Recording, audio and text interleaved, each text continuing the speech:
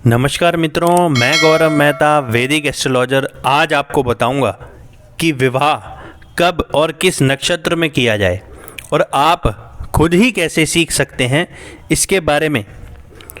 तो वीडियो को एंड तक ज़रूर देखें और इसका लाभ उठाएं। मित्रों, अगर आपकी या किसी की जन्म कुंडली में सप्तमेश यानी कि सप्तम भाव का स्वामी और नवमांश कुंडली की स्थिति अच्छी है और अगर आप भी इन्हीं बताए गए नक्षत्रों में विवाह करते हैं तो विवाह के लगभग 90% चांस जो बनते हैं वो सफल होने के बन जाते हैं। परंतु आपको एक और ख़ास बात का विशेष ध्यान रखना है कि जिस समय भी विवाह हो या विवाह की डेट आप निकालें, उस समय गोचर में यानी कि आकाश में जो ग्रह वर्तमान में भ्रमण कर रहे हैं, उस समय गुरु और शुक्र ये दो ग्रह अस्त नहीं होने चाहिए, जिसे हम तारा डूबना भी कहते हैं। इन दोनों का अस्त होना दाम्पत्य जीवन में बहुत परेशानियां लाता है अगर उस समय विवाह आप करते हैं तो। इसका कारण भी मैं आपको बता देता हूं, क्योंकि लड़की के लिए पति का कारक ग्रह बृहस्पति देव बनते हैं और लड़के के लिए विवाह के कारक ग्रह शुक्र देव बनते हैं। और शुक्र ग्रह से हम आपस में संबंधों का भी विचार करते हैं। इसीलिए इन दोनों का विवाह की वर्तमान स्थिति में अस्त होना अच्छा नहीं होता है। अस्त होने से मतलब है कि सूरज के लगभग 13 डिग्री के अंदर शुक्र का या बृहस्पति देव का एक ही राशि में आना अस्त माना जाता है, जिस कारण व्यक्ति को पूर्ण सुख नहीं मिल पाता विवाह का। तो इस बात का आपको विशेष ध्यान रखना है। मित्रों, आकाश में 27 नक्षत्र होते हैं। उनमें से किन किन नक्षत्र में विवाह का पूर्ण सुख मिलता है ये मैं आपको बताने जा रहा हूँ। अगर आप बताए गए नक्षत्र में ही विवाह करते हैं तो आपके दाम्पत्य जीवन को सभी लगभग आपको सुख मिलते हैं। पति या पत्नी का पूर्ण सुख प्राप्त होता है, संतान सुख और अच्छी आमदनी व्यक्ति को प्राप्त होती है। तो पहला जो शुभ नक्षत्र है वो नक्षत्र है रोहिणी नक्षत्र, दूसरा मृगशिरा नक्षत्र, तीसरा मघा नक्षत्र, चौथा उत्तरा फाल्गुनी नक्षत्र, पांचवा हस्ता नक्षत्र, छठा स्वाति नक्षत्र, सातवां अनुराधा नक्षत्र, आठवां मूला नक्षत्र, नौवां उत्तरा आषाढ़ा नक्षत्र और 10वां उत्तरा भाद्रपद और 11वां रेवती नक्षत्र। इन नक्षत्रों में अगर विवाह होता है तो विवाह सफल होता है। मित्रों, एक नक्षत्र में 4 चरण होते हैं। यहाँ पर आपको मघा और मूला नक्षत्र का पहला चरण और रेवती नक्षत्र का आखिरी चरण विवाह के लिए अच्छा नहीं माना जाता है। सिर्फ इन नक्षत्रों के चरण में विवाह आपको नहीं करना है।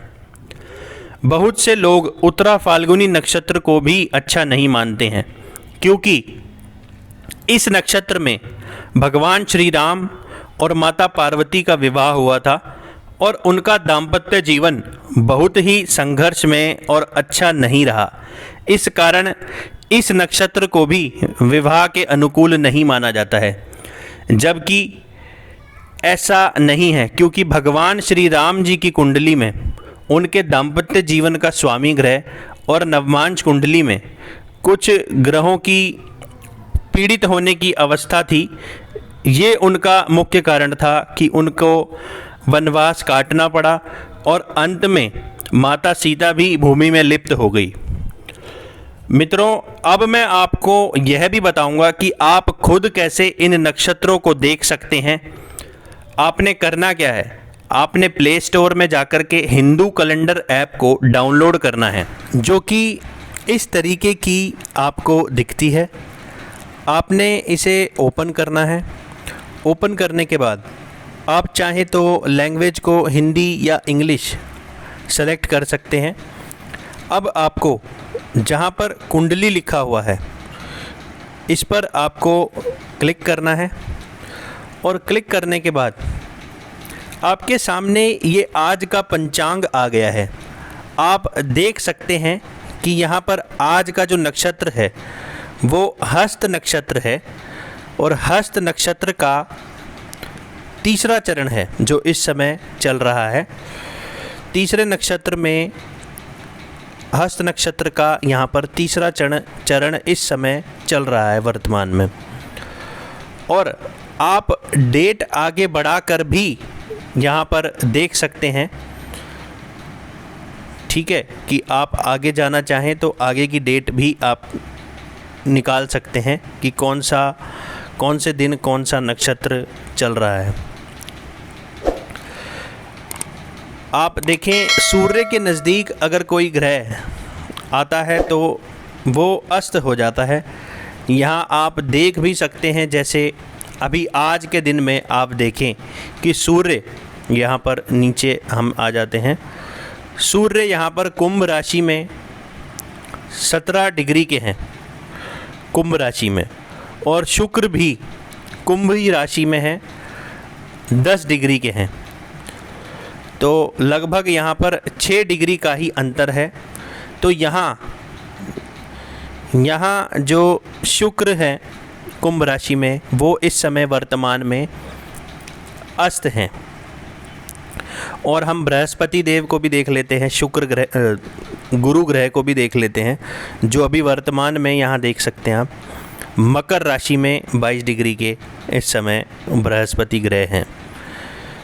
तो बृहस्पति देव अभी मकर में हैं तो अस्त नहीं है, लेकिन सूर्य कुंभ राशि में है और शुक्र कुंभ राशि में है। इस कारण ये 17 डिग्री के सूर्य हैं और शुक्र यहाँ पर 10 डिग्री के हैं कुंभ राशि में, तो अस्त माने जाते हैं। तो इस समय विवाह नहीं करना चाहिए। तो ऐसे आप देख सकते हैं और समझ सकते हैं।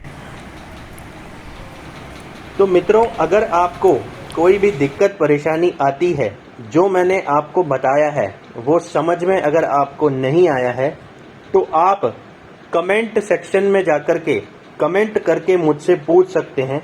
मैं आपके कमेंट का जवाब ज़रूर दूंगा।